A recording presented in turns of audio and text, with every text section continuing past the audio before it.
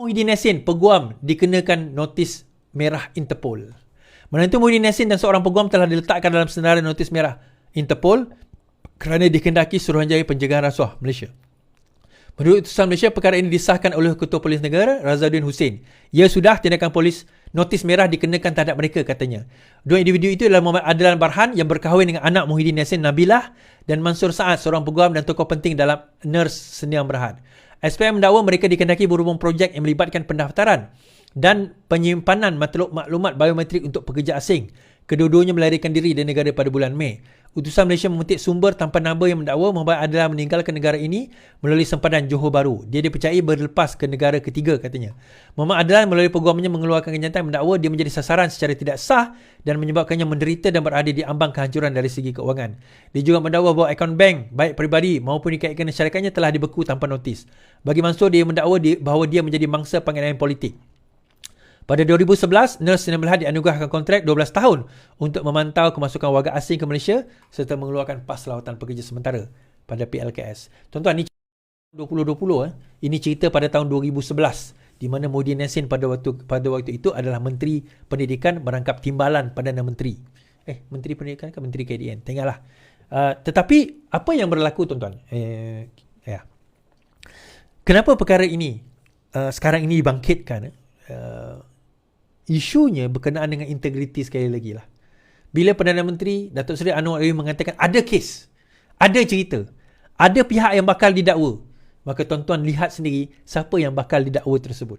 Tuan-tuan lihat sendiri kes yang mereka bawa. Dan ini bukan cerita yang minyak masak tu. Itu cerita minyak masak Hamzah, anak Hamzah Zainuddin tu cerita lain.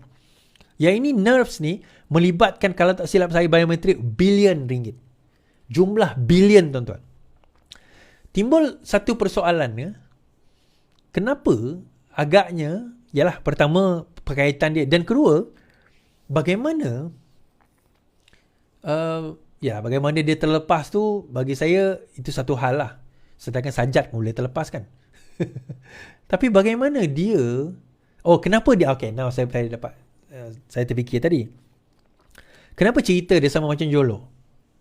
Jangan tuan-tuan terkejut bahawa kisah ini tidak jauh daripada kisah apa yang berlaku kepada Najib Tun Razak, Muhyiddin Yassin ni.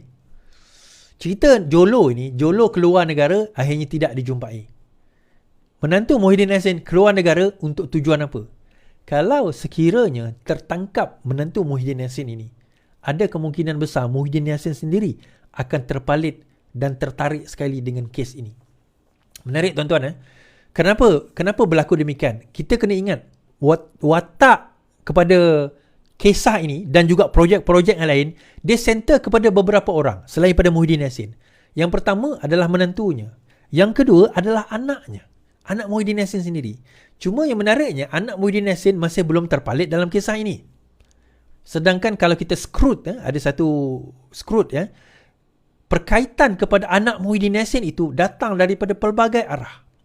Interestingly, tak ada lagi tanggapan dibuat kepada anak Muhyiddin Yassin. Saya tak faham kenapa dan saya tak tahu kenapa. Mungkin dalam siasatan, kita tak tahu. Tetapi perkara ini kalau dilihat dengan teliti dan terperinci, dia ada kaitan dan perkaitan itu amat jelas berkaitan dengan juga anak Muhyiddin Yassin. Yang mana satu? Saya tak nak cerita anak yang mana satu lah. Nanti pihak berkuasa sendiri akan mengambil tindakan.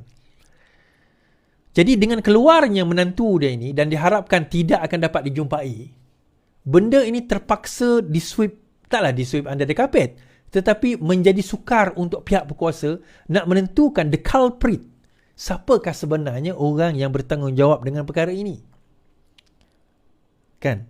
Ini yalah, saya nak elaborate further, saya dah tak berani lebih-lebih daripada apa. Data itu ada, tuan-tuan. Maklumat itu ada. Kan? Keadaan itu ada. Tapi saya tak boleh nak pergi further dalam perkara ini.